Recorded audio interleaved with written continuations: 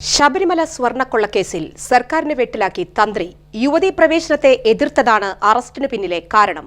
ശബരിമല ക്ഷേത്രം എല്ലാ ദിവസവും തുറക്കാനുള്ള നീക്കത്തെ എതിർത്തതും വൈരാഗ്യത്തിന് ഇടയാക്കി. ഉണ്ണികൃഷ്ണൻ പോറ്റിക്ക് ശബരിമലയുമായി വേറെയും ബന്ധങ്ങളുണ്ടായിരുന്നത് SIT മറച്ചുവെച്ചു. തെരഞ്ഞെടുപ്പ് കാലത്ത് സർക്കാരിനെതിരെ തന്ത്രി വാളോങ്ങിയത് പ്രതിപക്ഷം ആയുധമാക്കും.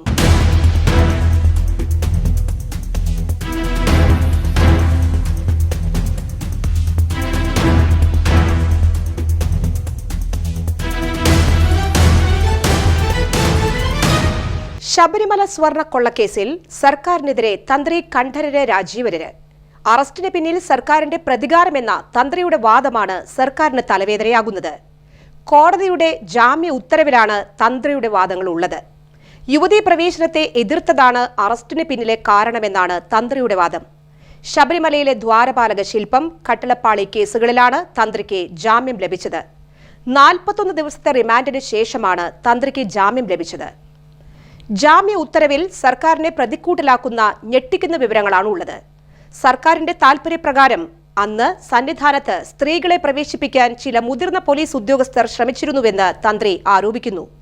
താൻ അതിനെ ശക്തിയുക്തം എതിർത്തുവെന്നും ഇതിൽ പോലീസ് ഉദ്യോഗസ്ഥർക്കും ഭരണകക്ഷിയിലെ പലർക്കും തന്നോട് പകയുണ്ടായിരുന്നുവെന്നും ഇതിന്റെ അടിസ്ഥാനത്തിലാണ് സ്വർണ്ണക്കൊള്ളയിൽ തനിക്കും പങ്കുണ്ടെന്ന വാദം മെനഞ്ഞതെന്നും കണ്ഠരര് രാജീവര് ആരോപിക്കുന്നു. ശബരിമല ക്ഷേത്രം എല്ലാ ദിവസവും തുറക്കാനുള്ള നീക്കവും ഉണ്ടായിരുന്നു. അതിനെയും താൻ എതിർത്തു. തനിക്കുണ്ടായിരുന്ന പരിചയത്തേക്കാൾ കൂടുതൽ അടുപ്പം മന്ത്രിമാർ അടക്കമുള്ള രാഷ്ട്രീയ രംഗത്തെ ഉന്നതർക്ക് ഉണ്ണികൃഷ്ണൻ പോറ്റിയുമായി ഉണ്ടായിരുന്നു. ഇത് മറയ്ക്കുന്നതിന് വേണ്ടിയാണ് താനും പോറ്റിയും തമ്മിൽ ബന്ധമുണ്ടെന്ന് സ്ഥാപിക്കാൻ ശ്രമിച്ചത്. ചിത്രങ്ങളാണ് തെളിവെങ്കിൽ പോറ്റിക്കൊപ്പമുള്ള പല ഉന്നതരുടെയും ചിത്രങ്ങൾ പുറത്തു വന്നിട്ടുണ്ട്.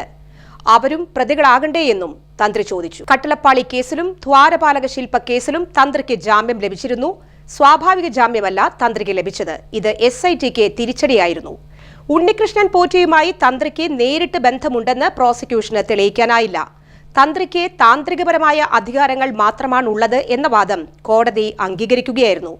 പ്രഥമ ദൃഷ്ടിയാൽ തന്ത്രിക്ക് ശബരിമല സ്വർണ്ണക്കൊള്ളയുമായി നേരിട്ട് ബന്ധമുണ്ടെന്ന് തെളിയിക്കാൻ ഈ ഘട്ടത്തിൽ തെളിവുകൾ ഇല്ലെന്നാണ് കോടതി വിലയിരുത്തൽ. ശബരിമല സ്വർണ്ണക്കൊള്ള കേസുമായി ബന്ധപ്പെട്ട് ദ്വാരപാലക പാളികൾ കൊണ്ടുപോകാൻ തന്ത്രി അനുവാദം നൽകിയത് അറ്റകുറ്റപ്പണികൾ നടത്താൻ വേണ്ടിയാണെന്ന വാദവും കോടതി ശരിവെച്ചു.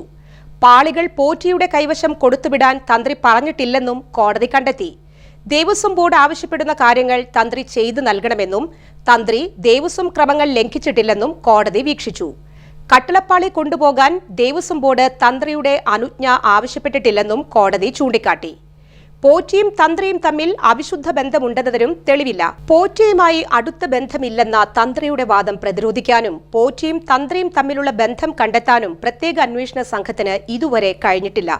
മാത്രമല്ല, തന്ത്രിയും പോറ്റിയും ഒരേ കാലയളവിൽ ശ്രീരാംപുര ക്ഷേത്രത്തിൽ ഉണ്ടായിരുന്നില്ല.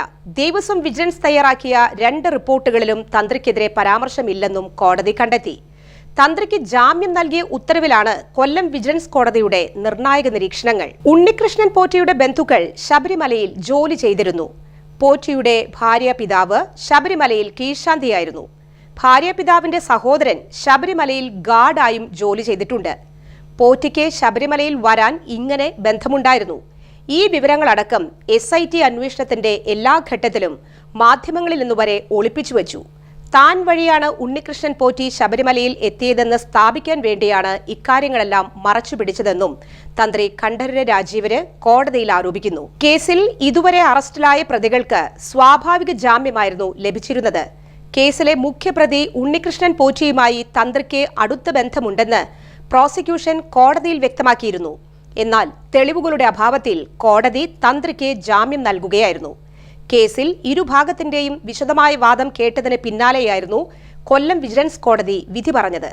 തന്ത്രിക്കെതിരായ കേസിൽ മതിയായ തെളിവുകൾ ഹാജരാക്കാൻ പ്രോസിക്യൂഷന് കഴിഞ്ഞില്ലെന്ന് ചൂണ്ടിക്കാട്ടിയായിരുന്നു കോടതി വിധി. നേരത്തെ ശബരിമലയിലെ വാജി വാഹനം തന്ത്രിക്ക് അവകാശപ്പെട്ടതല്ലെന്ന ദേവസ്വം ഉത്തരവ് തള്ളി തന്ത്രി സമാജവും രംഗത്തു വന്നിരുന്നു. തെരഞ്ഞെടുപ്പ് കാലത്ത് ശബരിമല സ്വർണ്ണക്കൊള്ള വിവാദം സർക്കാരിനെ അടിമുടി ഉലയ്ക്കുമെന്ന് ഉറപ്പാണ്. തന്ത്രി കോടതിയിൽ നടത്തിയ വെളിപ്പെടുത്തലും വരും ദിവസങ്ങളിൽ സർക്കാരിനെതിരെ നടത്താൻ പോകുന്ന പ്രസ്താവനകളും കേരള രാഷ്ട്രീയത്തിൽ വലിയ കോളിളക്കം സൃഷ്ടിക്കും. ഇത് മുതലെടുക്കാൻ പ്രതിപക്ഷ പാർട്ടികൾ തുനിഞ്ഞിറങ്ങിയാൽ പിണറായി സർക്കാരിന് വലിയ തിരിച്ചടി ഉറപ്പ്.